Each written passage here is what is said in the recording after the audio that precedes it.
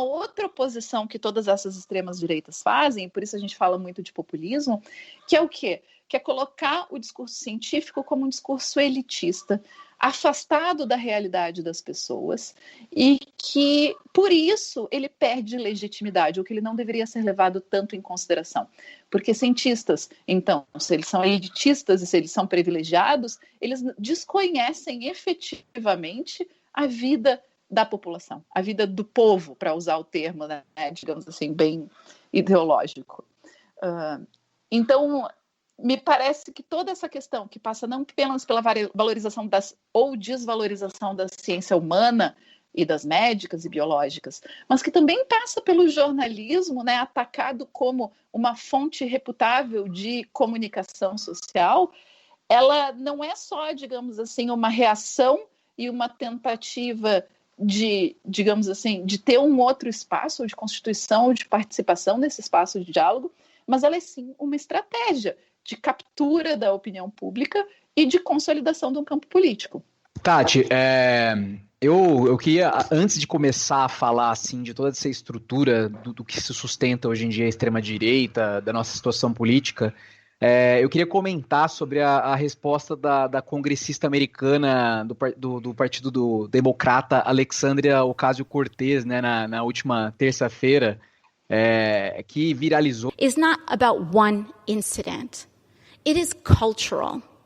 It is a culture of lack of impunity, of accepting of violence and violent language against women, and an entire structure of power that supports that. Porque um congressista republicano chamado Ted Yoho chamou ela de nojenta, de louca, que é fora de si, aqueles argumentos do homem, né? E aí eu queria discutir, aproveitando que você é uma pesquisadora mulher, antes de adentrar nessas questões políticas, saber mais desse lado acadêmico e científico, como é ser uma mulher, e inclusive já vi, eu te sigo no Twitter, né? Eu já vi você criticando de uma forma bem interessante, assim, como que os debates estão nas redes sociais em relação ao sexismo, né?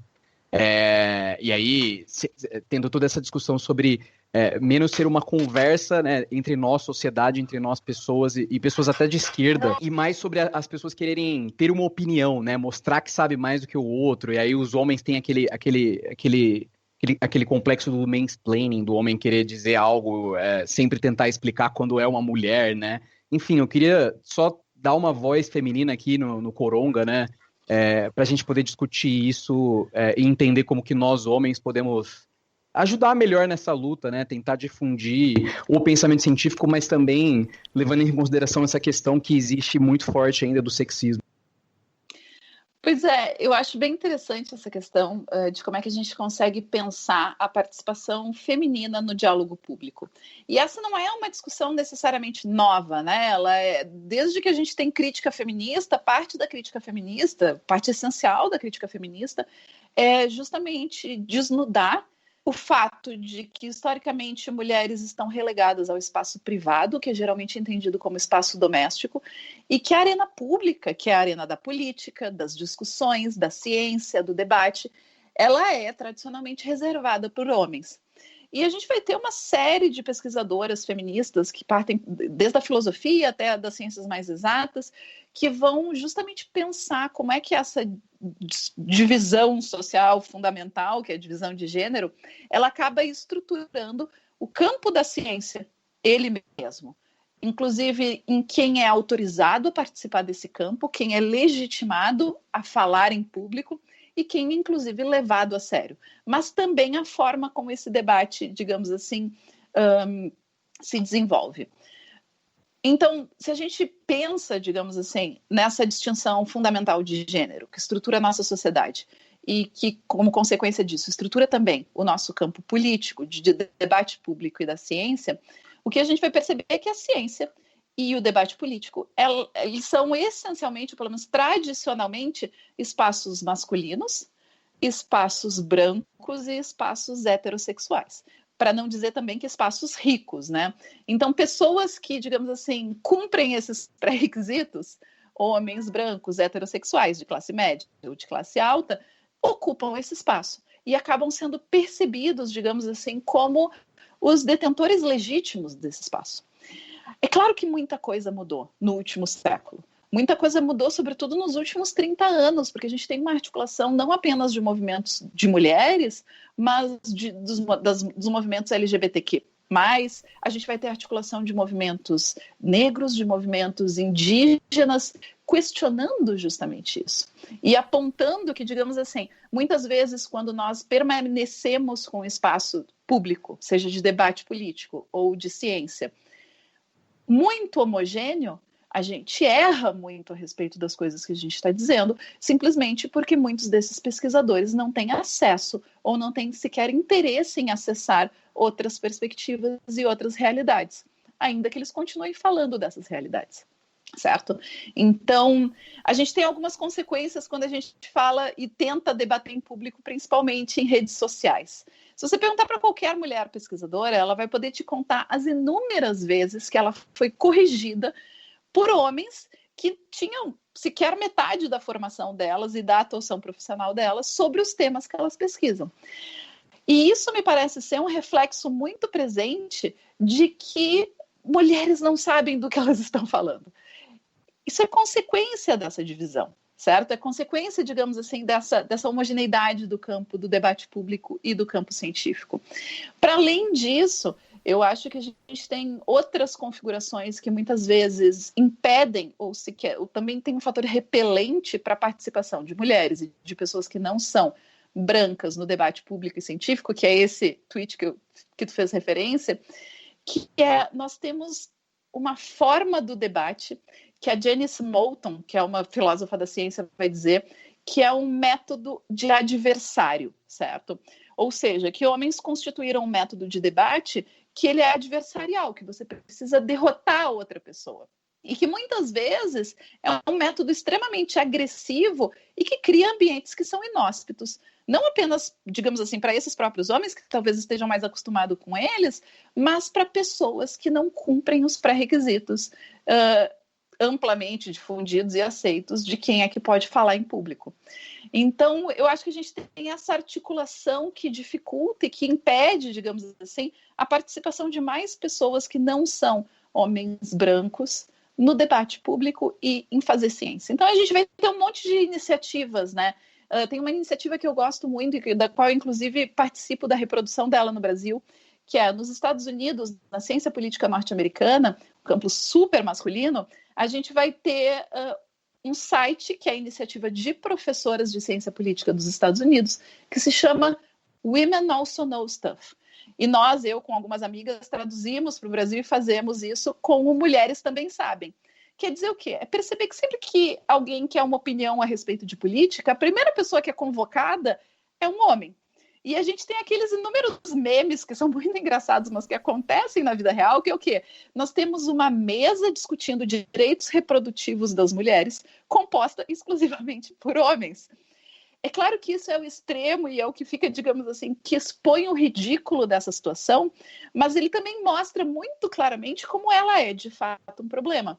Então, a gente vai ter essas iniciativas e tem uma série de outras iniciativas que tentam apontar para esse problema, que é o problema de consultar apenas a imagem que nós temos pré-formada do que é um cientista.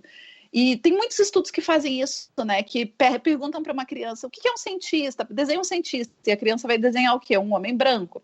Desenha um professor, o professor é um homem branco. Ou se você procura nas imagens do Google, scientist, vai vir o quê? Vai vir um monte de homem branco.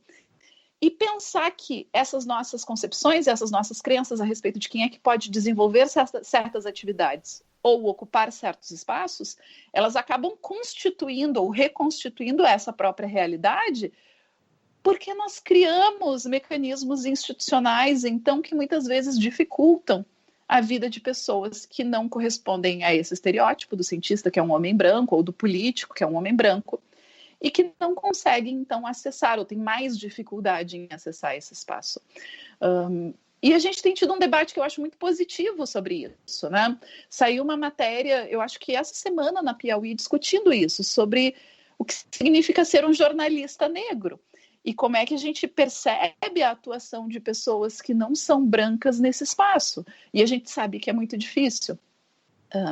O que eu acho interessante das redes sociais, claro, é que ainda que elas talvez, muitas vezes, intensifiquem essas lógicas, elas também nos ajudam a desnudar ela, porque os exemplos eles se multiplicam numa velocidade tão grande, e isso é uma coisa que é importante a gente perceber. O Léo havia mencionado, né, que ele viu meu tweet e que a gente reclama sobre isso, e a gente tem várias iniciativas.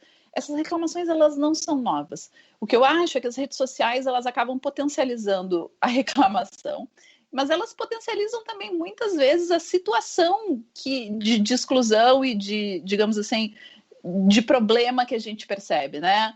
E nesse sentido elas podem ser interessantes, não apenas para desnudar esse problema e tornar ele mais amplo, talvez para um público que ignorasse ele, e um público muitas vezes que está na academia, que está no jornalismo, mas elas também nos permitem articular respostas que são interessantes, né? Que é a questão do Mulheres Também Sabem, e a gente vai ter, por exemplo, tem um grupo que se chama Lésbicas que Pesquisam e que estão se articulando para aumentar a visibilidade de mulheres que estão fazendo essas pesquisas e que estão presentes nessas situações, e a gente vai ver isso acontecendo com diversos grupos.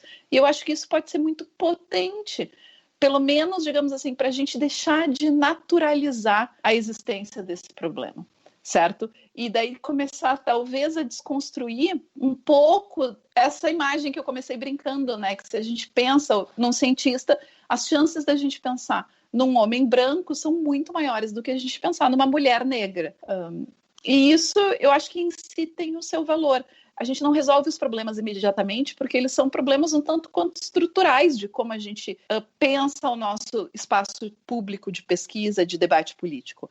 Mas eles começam, digamos assim, a causar algumas erosões em como é que a gente reproduz essa estrutura. E eu acho que isso pode ser bastante positivo. Partindo então aqui para a crise política do nosso século XXI, né, que aí na minha visão é essa cara do hipercapitalismo, essa ascensão do neofascismo. E aí, aqui, o meu pensamento é que hoje a gente está vivenciando um negócio que a gente só poderia imaginar, né, até pouco tempo atrás, até talvez antes de 2016, lendo livro de história, né, estudando o que aconteceu no século passado. Mas o que eu queria que você falasse aqui é que tudo começou de verdade mesmo, talvez com aquele pensamento político eurocêntrico do final do século XVIII, né, com a Revolução Francesa e o início dos direitos do homem. E aí houve uma certa consolidação no século XIX com o pensamento ideológico, as ideias contemporâneas de Estado e governo, né, nacionalismo e imperialismo, inclusive explica muito porque foi nesse período que o nacionalismo se instituiu como ideologia, né, como pensamento, que houve a partilha da África, né, aquela corrida europeia para colonizar e dividir a África conforme os interesses europeus.